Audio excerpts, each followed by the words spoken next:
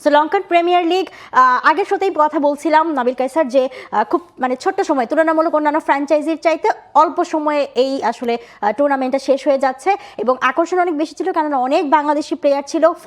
ফাইনালে আমরা বাংলাদেশি প্লেয়ারদের দেখতে পাচ্ছি। এখন কথা হচ্ছে সাকিব এবং হৃদয় যেই ঝলকটা পুরো টুর্নামেন্ট জুড়ে আমরা দেখেছি সেই ঝলকটা কি ফাইনালেও দেখা যাবে কিনা?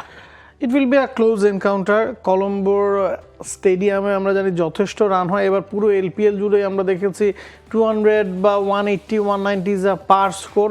মানে টি20 ক্রিকেট বলতে আপনি যেটা বলছেন পুরো এলপিএল জুড়েই সেই জিনিসটা দেখা গেছে।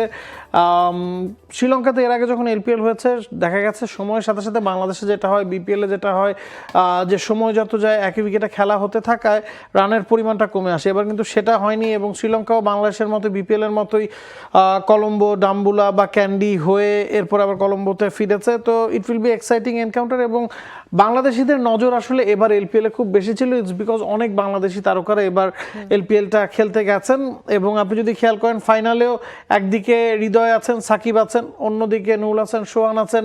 রিপন মণ্ডলকে সম্ভবত মাত্র 2টা ওভারের জন্য ব্যবহার করেছিল গোল, এরপর থেকে তিনি আর সুযোগ পাননি। সোহানও 2টা ম্যাচে খারাপ করেননি। একটা ম্যাচে 29 রান করেছেন, একটা ম্যাচে 30-এর ঘরে রান করেছেন। প্রথম ম্যাচটাতে হাই স্ট্রাইক রেটে ব্যাটিং করেছেন, সেকেন্ড ম্যাচটাতে দলের চাহিদা অনুযায়ী 100 স্ট্রাইক রেটে ব্যাটিং করেছেন। তিনি আনলাকি যে তিনি আর সুযোগ পাচ্ছেন না। অস্ট্রেলিয়ার টম রজার্স আশায় তাকে আসলে সুযোগ দেওয়া ছিল না। লেটস সি একটা এক্সাইটিং এনকাউন্টার এবং বাংলাদেশিদের পক্ষ থেকে আসলে জাফরার দিকেই ভোটটা থাকবে কারণ বাকি দুজনই খেলছেন। সরাসরি আসলে রিফাত এমিলকেই যুক্ত করে নিতে চাই, সেখান থেকে একদম খবরাখবর জানতে চাই যে লঙ্কান প্রিমিয়ার লিগের ফাইনালি এবং সাকিবের দল ফাইনালে আপনার হয়তো এক্সাইটমেন্ট অনেক বেশি আছে রিফাত এমিল। এবং আমি আসলে জানতে চাইবো শুরুতেই যে আমরা জানি মাঠের বাইরের অনেক ঘটনা নিয়েও আসলে জাফনা কিংস একটু ভালনারেবল সিচুয়েশনে থাকার কথা, বাট সেই ঘটনা সেই সব কিছু কি মাঠের ক্রিকেটে কোনোভাবে ইফেক্ট ফেলবে কিনা দলের?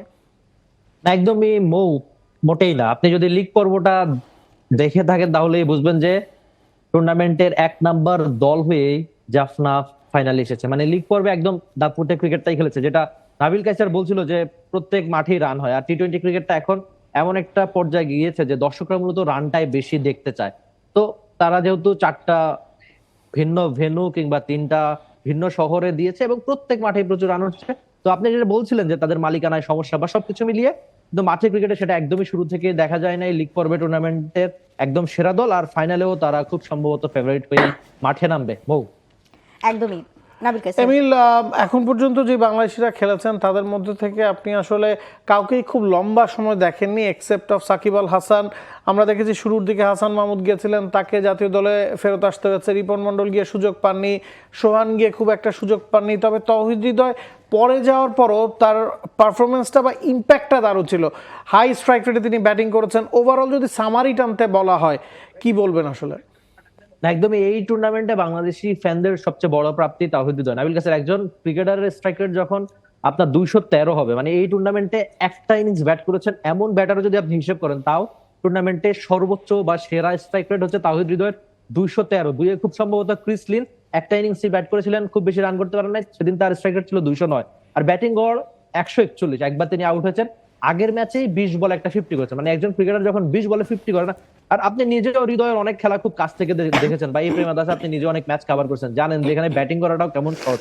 কিন্তু একজন বাংলাদেশি ব্যাটার যখন শ্রীলঙ্কায় এসে এত সহজে ছক্কা মারে, ওই স্কোর কার্ড গুলো তো টিভি স্ক্রিনে দেখা যায়। কিন্তু আমি এখানে দেখছিলাম যে লঙ্কান সাংবাদিকরাও খুব বেশি উচ্ছ্বাসিত। একজন ভারতীয় সাংবাদিকও এলপিএল কভার করতে এসেছেন, তিনি নিজেও বলছেন যে হৃদয় তো খুব সহজেই ছক্কা মারে, দেখা যাক ভারত সিরিজে তিনি কেমন করে থাকেন। তো সব মিলিয়ে এই ব্যাপারগুলোই আমার কাছেও খুব ভালো লেগেছে যে বাংলাদেশি ক্রিকেটাররা বাইরের লিগে খেলতে এসেছে, সেখানে তারা বাইরের দেশের মানুষের প্রশংসা আদায় করছে। আমরা হয়তো পেশাগত কারণে তাদের খেলা দেখি বা তাদের অনেক সময় প্রশংসা করিও আমরা, কিন্তু বাইরের লোকজন শ্রীলঙ্কানরা ভারতীয়রা যখন তাদের প্রশংসা করে সেই ব্যাপারটা অবশ্যই আনন্দের, স্বস্তির। আর হৃদয় সেই ব্যাপারটা মানছেন। আর অন্যান্য ক্রিকেটারদের নিয়ে ছোট্ট করে বলতে চাই যে সাকিব বোলিংটা সবসময় সহজাত, কিন্তু ব্যাটিংটা ঠিক সাকিব সুলভ হচ্ছে না। আর হাসান রিপনের কথা তো আপনি বললেনই, সোহানের কথাও আপনি অলরেডি বলেছেন। খানিকটা আমার মনে হয় বাংলাদেশি বলেই তিনি আরেকটা ম্যাচ সুযোগ পাননি। নাবিল কায়সার, শেষ প্রশ্ন করতে চাই রিফাত এমিল, গলের সাথে খেলা জাফনা সম্ভবত 5টা এলপিএল টুর্নামেন্টের মধ্যে 4টাতেই জিতেছে, অন্যটাতেও তারা প্লে অফ খেলেছিল। তারাই কি আসলে ফেভারিট থাকবে কিনা, নাকি গল যেভাবে আসলে গেল ম্যাচটা জিতেছে তাদের দিকেও একটা আপার হ্যান্ড রাখতে হবে? না, আপনি যদি টুর্নামেন্টের ধারাবাহিকতা দেখেন নাবিল কাসার, সেক্ষেত্রে আমার মনে হচ্ছে জাফনাই এগিয়ে থাকবে। তাদের ব্যাটিং বোলিং দুই ডিপার্টমেন্টেই ঠিকঠাক, আর গলের ব্যাটিংটা একটু স্ট্রং। আমি দেখেছি লিগ পর্বে অনেকগুলো ম্যাচই তারা আগে ব্যাটিং করে 200 রান চেস করেছে। তো সব মিলিয়ে গলের ব্যাটিংটা আর জাফনার ব্যাটিং বোলিং দুই ডিপার্টমেন্টেই সমন্বিত হওয়ার কারণে আমার মনে হয় জাফনা খানিকটা এগিয়ে থাকবে। আর বাংলাদেশি ক্রিকেট ফ্যানরাও হয়তো ভোটটা জাফনার দিকেই দিতে যাবে, কেননা দুই বাংলাদেশি সেখানে সেরা একাদশে, আর নুরুল হাসান সোহান অপেক্ষাতেই থাকেন আর কি। আগের দুটো ম্যাচে সেটাই দেখেছি। নাবিল কাসার, রিফাত এমিল, ছোট্ট করে একটু জানতে চাই যে আমরা বিভিন্ন সংবাদ মাধ্যমের মাধ্যমে জানছিলাম যে কিছুটা দর্শক খরা চলছে শ্রীলঙ্কাতে, এলপিএল বলি বা এবং আমরা শ্রীলঙ্কা এবং ভারতের যে সিরিজ আছে সামনে সেখানেও ফ্রি টিকিটের ব্যবস্থা করে দেওয়া হয়েছে। তো ফাইনালে আসলে দর্শকদের উপস্থিতি বা আগ্রহ কতটা এক্সপেক্ট করছেন? আরেকটা ছোট্ট প্রশ্ন, যেটা হচ্ছে ক্রিস্টিয়ানো রোনালদোর বিয়ের দাওয়াতটা পেয়েছেন কিনা? না ও এখনো দাওয়াতটা পাইনি, তবে আশা করি বাংলাদেশের কাউকে যদি দাওয়াত দেন সেক্ষেত্রে আমিও থাকতে পারি। আর দর্শকদের কথা আপনি যেটা বললেন, আমি যদি আপনাদের ক্যামেরাটা ঘুরিয়ে একটু দেখাতে পারতাম, যেহেতু প্রেমাদাসার প্রেস বক্সে বসে আছি, খুব বেশি দর্শক আসলে আমাদের বিপিএল এ যেটা হয় যে বিপিএল এ তো মাঠের বাইরে অনেক বিতর্ক থাকে, কিন্তু মাঠে প্রচুর দর্শক দেখা যায় মৌসুমে। কিন্তু আমাদের বিপিএল এর তুলনায় এলপিএল এ ভালো ক্রিকেটটা হলেও, মানে মাঠে অনেক বেশি রান হলেও দর্শক খরাটা, মানে শ্রীলঙ্কানরা আমার মনে হয় টেস্ট ক্রিকেট তাদের ন্যাশনাল টিমকে যত বেশি ওন করে, মানে লঙ্কানদের ম্যাচে কিন্তু টি20 ম্যাচেও প্রচুর ক্রাউড থাকে, কিন্তু এলপিএল এ সেই অর্থে খুব বেশি দর্শক আমি দেখি নাই। আজকে ফাইনালে অবশ্য আশা করছি যে অন্তত হাউসফুল হবে। আর এই প্রেমাদাসায় 35,000 মানুষ ধরে, হয়তো 35,000 না হলেও অন্তত 25,000 মানুষ আশা করছি, যেটা আগের ম্যাচগুলোতে খুব বেশি দেখা যায় নাই মৌসুমেও। এমিল, আপনাকে অসংখ্য ধন্যবাদ আমাদের সাথে যুক্ত হবার জন্য। সো এলপিএল এর সবশেষ খবর আসলে জানাছিলেন, একটু পরেই আসলে নেমে যাবে এবং টি স্পোর্টসের পর্দায় আপনারা ফাইনাল ম্যাচটা উপভোগও করতে পারবেন। যেটাই হোক, আসলে বাংলাদেশি দলের, মানে বাংলাদেশি প্লেয়ার আছে এমন দলের হাতেই আসলে শিরোপা উঠবে, সেটা আমরা সোহানের দলের ক্ষেত্রে বলি, একাদশে থাকুক আর না থাকুক, কিংবা সাকিব হৃদয়ের দলের কথা বলি। শুভকামনা থাকবে আসলে দুই দলের জন্যই। For more updates, subscribe to our YouTube channel and click on the bell icon. Follow us on Facebook and Instagram. Download T Sports app to enjoy exciting games and highlights. Visit tsports.com.